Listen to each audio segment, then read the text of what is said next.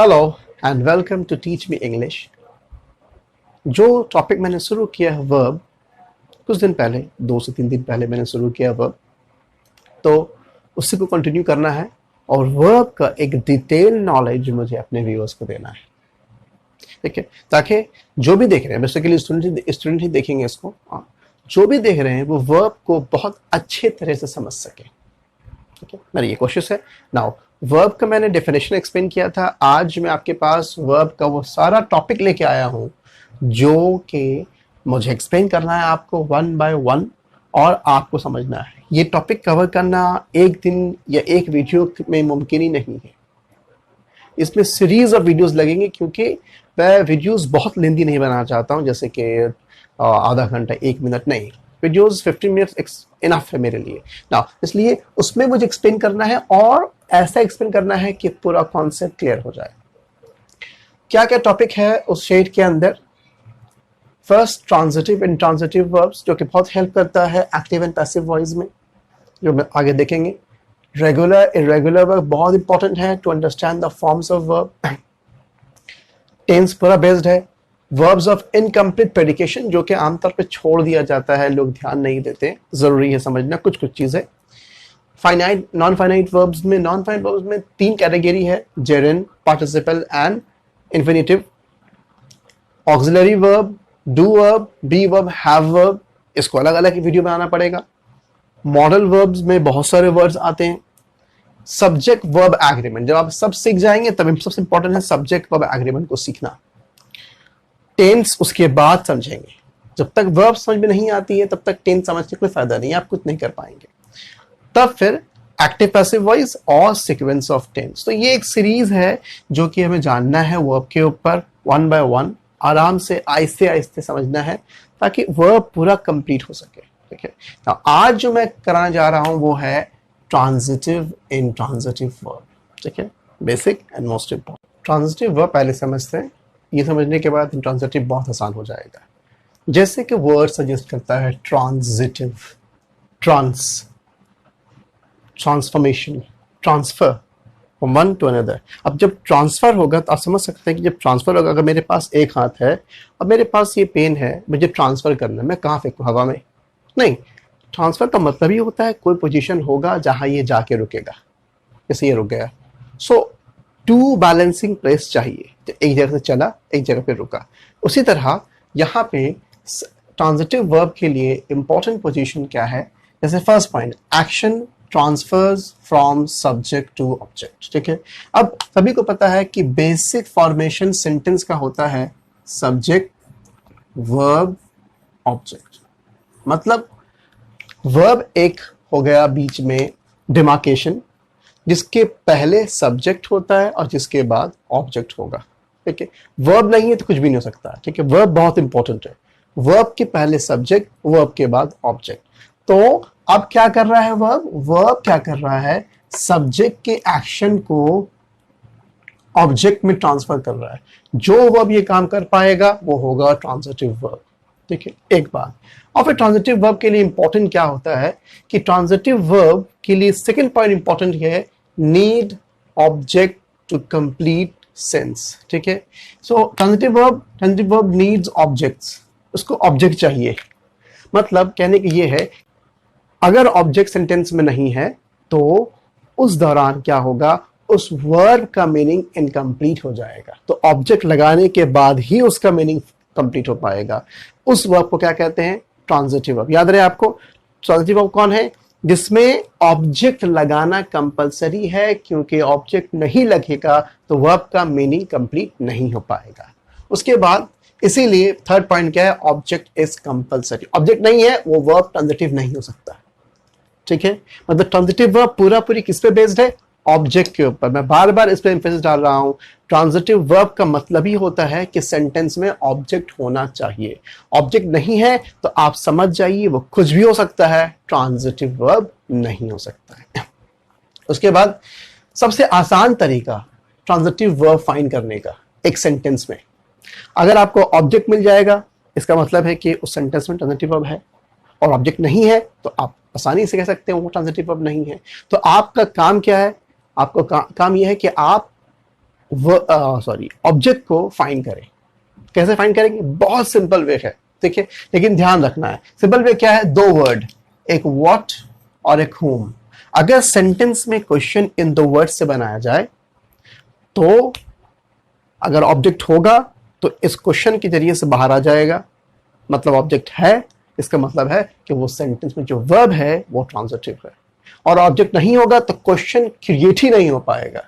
जब question create नहीं होगा तो आंसर नहीं मिलेगा, आंसर नहीं मिलेगा मतलब उसमें ऑब्जेक्ट नहीं है, तो वो ट्रांजिटिव वर्ब नहीं है। तो देखते हैं, देखिए व्हाट को हम लोग किस यूज करते हैं? देखिए ऑब्जेक्ट कहाँ आता है? वर्ब के बाद। तो वर्ब के बाद आने वाला वर्ड में हम लोग फाइंड करेंगे कि ऑब्जेक्ट है कि नहीं। तो वर्ब के बाद आने वाला वर्ड अगर थिंग्स हो या एनिमल्स हो या नॉन लिविंग थिंग्स होगा तो हम लोग क्वेश्चन व्हाट से बनाएंगे। और अगर वर्ब के बाद आने वाला वर्ड्स ह्यूमन बीइंग के लिए आया है, किसी का नाम हो या फिर प्रोनाउन लगा हुआ ही, शी, हिम, हर, देम, ठीक है, मी कुछ लगा हुआ है, तो वहां पे हम लोग हु यूज करेंगे। जैसे कि यहां मैंने लिखा है व्हाट फॉर थिंग्स और animals in object and who for persons in object are used to find object. ठीक है, अब देखते हैं कुछ एग्जांपल, तो आप समझ जाए हमें फाइंड करना है ऑब्जेक्ट। असल में ऑब्जेक्ट में काम खत्म हो गया है। फाइंड वो भी कौन सा ऑब्जेक्ट? ऑब्जेक्ट में भी दो काइंड होता है, एक होता है डायरेक्ट ऑब्जेक्ट और एक होता है इनडायरेक्ट ऑब्जेक्ट। दो काइंड होता है ऑब्जेक्ट में, ठीक है, डायरेक्ट ऑब्जेक्ट, इनडायरेक्ट ऑब्जेक्ट। हमारा काम है डायरेक्ट ऑब्जेक्ट निकालने का, ठीक है ना, मतलब जो आंसर निकलेगा क्वेश्चन से, जो आंसर निकलेगा वो डायरेक्ट ऑब्जेक्ट निकलेगा। याद रहे, व्हाट और हुम के हेल्प से अगर आप क्वेश्चन बनाएंगे और व्हाट और हुम के हेल्प से जो आंसर निकल के आएगा वो हमेशा डायरेक्ट ऑब्जेक्ट होगा, इनडायरेक्ट कभी नहीं। ऑब्जेक्ट पे भी एक क्लास देना है मुझको, जब ये कंप्लीट कर लूंगा इसको तब ट्रांजिटिव के बाद ही मैं ऑब्जेक्ट एक क्लास दूंगा। Now Ravi is making a kite. अब सिंपल बात है, रवि सब्जेक्ट है, इज मेकिंग वर्ब है। अब ये पता करना है काइट क्या है। वर्ब के बाद ही ऑब्जेक्ट आता है, यहां वर्ब आ गया, अब इसके बाद ही ये पता नहीं ऑब्जेक्ट है कि नहीं, वर्ब के बाद ही ऑब्जेक्ट आता है, इतना पता है, ठीक है, अभी पता नहीं ऑब्जेक्ट है कि नहीं। लेट्स सी, सब्जेक्ट वर्ब, अब ये ऑब्जेक्ट है या नहीं ये जानना है हम लोगों को। तो क्या करना है? सिंपली व्हाट और हुम से बनाना है। काइट क्या है? थिंग्स में आता है, तो हम व्हाट का यूज करेंगे। किस तरह से? व्हाट, देखिए ये कोई ऑफिशियल सेंटेंस बनाने में नहीं बना रहा हूं, ठीक है, ये सिर्फ आपको हेल्प करने के लिए, ठीक है, ये सिर्फ जानने के लिए, समझने के लिए कैसे ऑब्जेक्ट फाइंड कीजिए, एक ट्रिक जैसा है, ठीक है। इसलिए मैं कोई ऑफिशियल सेंटेंस नहीं बना रहा हूं, मैं सिंपल बस आपको समझाने के लिए सेंटेंस बना रहा हूं। What Ravi is making.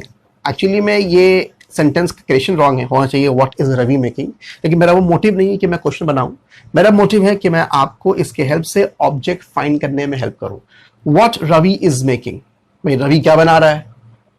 आप सवाल कीजिए व्हाट रवि इज मेकिंग, बस यहां तक छोड़ देना, आप इसको ऐड नहीं करना क्योंकि इसमें पता करना ये ऑब्जेक्ट है कि नहीं है। What Ravi is making, Ravi क्या बना रहा है? अब जो आंसर आएगा, अब कुछ तो बनाता होगा, भाई आलू की भुजिया बना रहा है, भाई बिरयानी बना रहा है, लोगों को बेवकूफ बना रहा है, कुछ तो बना रहा है, ठीक है। सो जो बना रहा है वो क्या हो जाएगा? ऑब्जेक्ट। अब यहां पे क्या बना रहा है? वो काइट, क्योंकि इस क्वेश्चन का आंसर काइट है, इसलिए ये बन गया डायरेक्ट ऑब्जेक्ट। व्हाट से, क्योंकि यहां पे थिंग है। फिर देखते हैं यहां पे, भोलू loves his mother, फिर सब्जेक्ट वर्ब खत्म। अब ये देखना ये ऑब्जेक्ट है कि नहीं। सिमिलरली ये करना है क्या? अब क्योंकि his mother पर्सन है, पर्सन के लिए whom का इस्तेमाल किया जाता है, तो हम लोग करेंगे whom भोलू loves। भाई किससे भोलू प्यार करता है? करता हूं किसी से भी, मैं भी, कोई गर्ल हो सकती है, लेकिन खैर यहां तो गर्ल नहीं है, मतलब मदर है, not any other sense. whom Bholu loves, Bholu किससे प्यार करता है? भाई आंसर क्या आया? His mother. जो आंसर आ गया वो क्या बन गया? Direct object. अगर आंसर नहीं आता ये ऑब्जेक्ट नहीं है, मतलब ये वर्ब ट्रांजिटिव नहीं है। अब क्योंकि आंसर आ गया है डायरेक्ट ऑब्जेक्ट, तो ये वर्ब हो गया ट्रांजिटिव, ये वर्ब हो गया transitive. Similarly the teacher gave a lesson, the teacher gave a lesson। फिर यहां पे देखिए ये सब्जेक्ट, ये वर्ब। अब फिर जानना है a lesson क्या है, ऑब्जेक्ट है या नहीं है। सिमिलरली क्या करना है आपको है, क्योंकि लेसन क्या है? थिंग्स है, what the teacher gave, teacher ने क्या दिया, टीचर ने क्या दिया, थप्पड़ दिया। टीचर ने क्या दिया, हाँ कुछ तो दिया। वो क्या दिया उन्होंने लेसन दिया, लेसन, क्योंकि इस क्वेश्चन का आंसर है ये। इस क्वेश्चन का टीचर ने क्या दिया, उसका आंसर लेसन आया, तो ये बन गया डायरेक्ट ऑब्जेक्ट और ये गिव बन गया ट्रांजिटिव वर्ब। ठीक है, अब देखिए, अब यहां पे सब्जेक्ट मिसिंग है, keep the pain on the table, subject नहीं है इसमें। ठीक है, मैंने इसे लिखा है object is compulsory, subject is not compulsory. बहुत जगह सब्जेक्ट, जैसे कि ये इंपेरेटिव सेंटेंस है, इंपेरेटिव सेंटेंस में क्या होता है, सब्जेक्ट नहीं लगाया जाता लेकिन सोच लिया जाता है इसमें यू लगा हुआ है। क्या बोलेंगे, you keep the pen there, क्योंकि इसमें ऑर्डर रिक्वेस्ट करते हैं तब लोग डायरेक्टली बोलते हैं, किसी को सब्जेक्ट नहीं लगाते। तो यहाँ पे ऐसे भी छिपा हुआ है you, you keep the pain on the table, उसको ला देते हैं। अब अगर ऐसा आ जाए या एम्बेडेड सेंटेंस आ जाए जहां पे सब्जेक्ट दिया हुआ नहीं है, तो क्या करेंगे, इसको ही बनाएंगे कैसे, देखेंगे ये वर्ब है, अब उसके बाद ये पूरा ये आ गया पूरा वर्ड। अब देखना है इसमें the pain on the table में कौन सा ऑब्जेक्ट है, ये ऑब्जेक्ट नहीं है ना, कुछ तो नहीं है क्या, सिंपली देखना पहले यहां पे क्या थिंग्स है कि पर्सन है, यहां पे थिंग्स है मतलब व्हाट करेंगे, व्हाट यू कीप, समझ लीजिए इसमें ये तो लगा हुआ है, you keep the pain on the table, what you keep, क्या रखोगे तुम, क्या रखने के बारे में बात हो जा रही है, क्या रखने के बारे में बात की जा रही है, आप सोचिए, पेन रखने के बारे में बात की जा रही है, टेबल रखने के बारे में बात नहीं हो रही है, इसलिए पेन हो गया डायरेक्ट ऑब्जेक्ट, तो कीप हो गया ट्रांजिटिव वर्ब।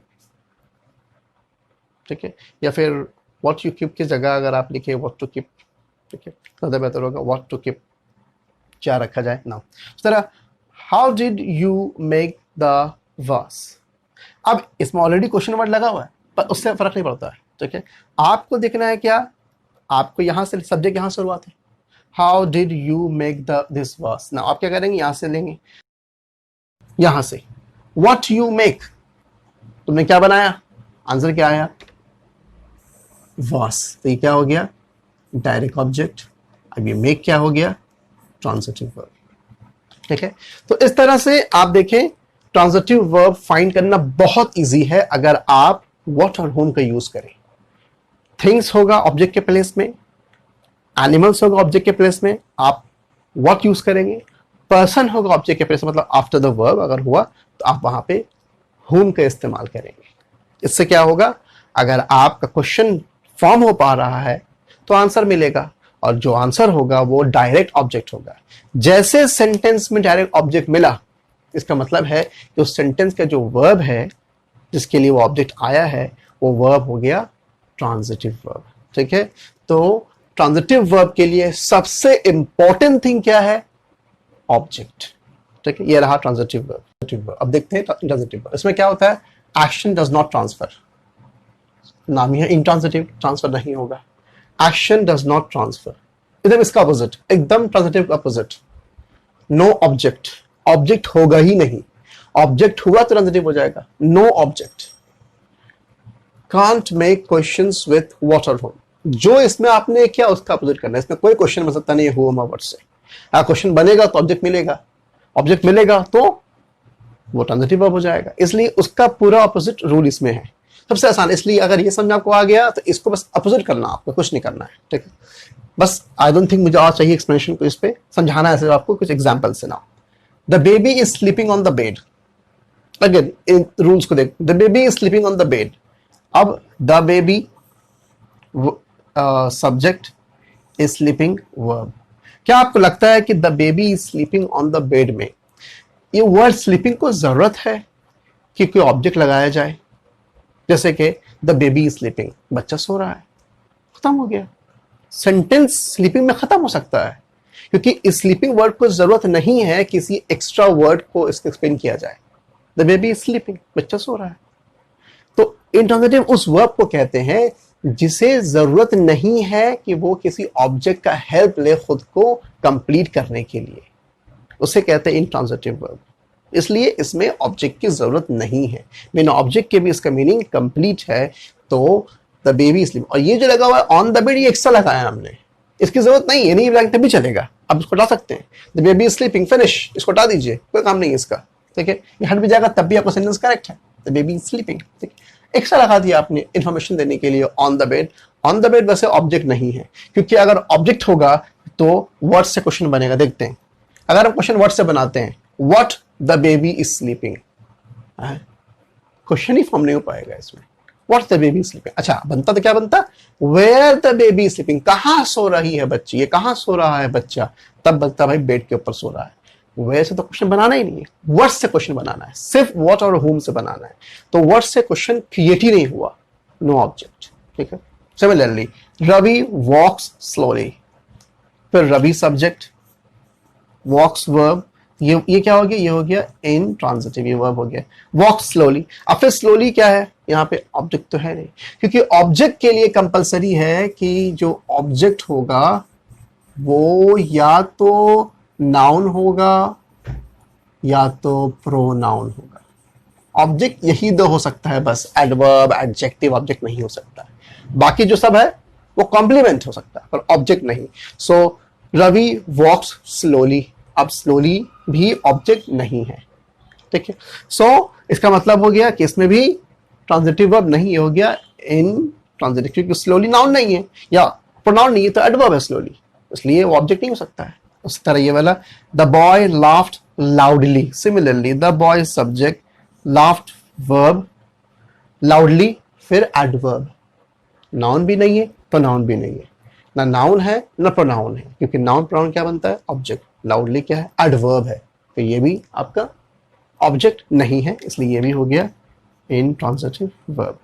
ये तो बहुत आसान है, बर्ड्स फ्लाई, बर्ड्स फ्लाई खत्म हो गया, सब्जेक्ट वर्ब, ऑब्जेक्ट का जगह ही नहीं क्योंकि जरूरत नहीं है, बर्ड्स फ्लाई, चिड़िया, बर्ड उड़ती है, खत्म हो गया, बर्ड्स उड़ती है, चिड़िया उड़ते हैं, खत्म, इसमें ऑब्जेक्ट की जरूरत ही नहीं है, ना इसमें एडवर्ब की जरूरत नहीं, किसी चीज का जरूरत नहीं, ये सेंटेंस अपने आप में कंप्लीट है, इसलिए ये हो गया इन ट्रांजिटिव वर्ब, ठीक है। तो ये आप समझ में आ गया, ट्रांजिटिव वर्ब जहां ऑब्जेक्ट कंपलसरी है, इंट्रांजिटिव वर्ब जहां ऑब्जेक्ट नहीं लगेगा, बिना ऑब्जेक्ट के ही वर्ब का मीनिंग कंप्लीट हो सकता है। चलिए सॉल्व करते हैं कुछ एक्सरसाइज, जैसे कि मैंने 6 क्वेश्चन लिखा है यहाँ पे समझने के लिए। Find out whether the verb is transitive or intransitive, whether the verbs are होगा, sorry, whether the verbs are transitive or intransitive. If transitive, underline the object. देखना है पहला, the boys play in the afternoon, आप सब भी इसको solve कर सकते हैं, ठीक है, समझ के लिख के कॉपी करके आप वीडियो पॉज कर दीजिए, क्वेश्चन कॉपी कर लीजिए, खुद से सॉल्व कीजिए, फिर वीडियो ऑन कीजिए और देखिए कि मैंने क्या आंसर बताया इसका, ठीक है। Now the boys play in the afternoon, the boys subject, play verb. अब इन द आफ्टरनून क्या हो सकता है, क्या ये है ऑब्जेक्ट, वर्ड से बनाइए question, what the boys play, नहीं बना, क्या खेल रहे हैं बॉय, ये तो लिखा क्या खेल रहे हैं, क्रिकेट खेल रहे हैं, फुटबॉल खेल रहे हैं, ये तो लिखा हुआ नहीं कि बॉय क्या खेल रहे हैं, बॉय कब खेल रहे हैं लिखा हुआ, इसलिए वर्ड से क्वेश्चन नहीं बनेगा, इसलिए ये हो गया इन ट्रांजिटिव वर्ब, तो इसमें ऑब्जेक्ट नहीं है। नेक्स्ट, वी वेंट टू जू, वी सब्जेक्ट, वेंट वर्ब, अब टू जू लिखा गया है, कहा तो पूछा नहीं जा सकता है, क्या बनेगा, वर्ड से बनेगा, व्हाट वी वेंट, क्या हम गए ना, क्वेश्चन नहीं बना, फॉर्म ही नहीं हुआ, इसलिए ये भी हो गया इन ट्रांजिटिव, क्योंकि ये ऑब्जेक्ट नहीं है। ही टेक्स कॉफी, ही सब्जेक्ट टेक्स वर्ब, ही टेक्स टी, ही सब्जेक्ट टेक्स वर्ब, वो उसने क्या लिया, व्हाट ही टेक्स, आ गया डायरेक्ट ऑब्जेक्ट, टी, ये हो गया ट्रांजिटिव वर्ब, ये हो गया direct object. He bought a camera, he subject, bought verb, what he bought, उसने क्या खरीदा, अ कैमरा, डायरेक्ट ऑब्जेक्ट, मतलब ये हो गया ट्रांजिटिव वर्ब। डू द सम, तो यहां पे यू मिसिंग है, ठीक है, तो किससे बनेगा, सम है यहाँ पे, वर्ड से देखते हैं, व्हाट टू डू, क्या किया जाए, क्या करें, क्या करें, द सम, तो ये वर्ब हो गया, अब ये द सम हो गया डायरेक्ट ऑब्जेक्ट, क्या करें, डू द सम, क्या करें, डू द सम, तो सम करना है, तो ये हो गया transitive verb. Why do you slab the boy, why do you slab the boy, ठीक है। Now why do you slab the boy में क्या करना है, इसमें वाई छोड़ देना, अब बनाना किससे है, यहाँ वर्ड यहां पे बनाना है whom से, whom you slap, किसको तुमने मारा, whom you slap, किसको मारा, आंसर आ गया ये डायरेक्ट ऑब्जेक्ट। तो ये क्या हो गया, वर्ब ट्रांजिटिव। ठीक है, इस तरह से ट्रांजिटिव इंटरजेक्टिव होपफुली आप समझ पाएंगे, क्योंकि मैंने बहुत सारा एग्जांपल्स दिया है समझाने के लिए। आप वीडियोस को समझ नहीं पा रहे हैं तो 1 से 2-3 बार जरूर देखें, आप अच्छे से समझने की कोशिश करें। उम्मीद है हर एक कॉन्सेप्ट क्लियर हो जाएगा आपका। Thank you very much. Next topic उम्मीद करते हैं कि मैं बहुत सून लेके आऊंगा और वो ऑब्जेक्ट एक्सप्लेन करूंगा, क्योंकि ऑब्जेक्ट में 2 काइंड होता है, एक डायरेक्ट ऑब्जेक्ट, एक इनडायरेक्ट ऑब्जेक्ट। उसके साथ साथ आप कहीं कहीं देखते होंगे मैंने ये लिख दिया है in the afternoon, to the zoo, बताया नहीं ये क्या है। ठीक है, ये कॉम्प्लीमेंट है, ये कॉम्प्लीमेंट के भी काइंड्स होता है। तो नेक्स्ट वीडियो में उम्मीद करता हूं मैं ऑब्जेक्ट और कॉम्प्लीमेंट पे डिस्कस करूंगा। Thank you very much.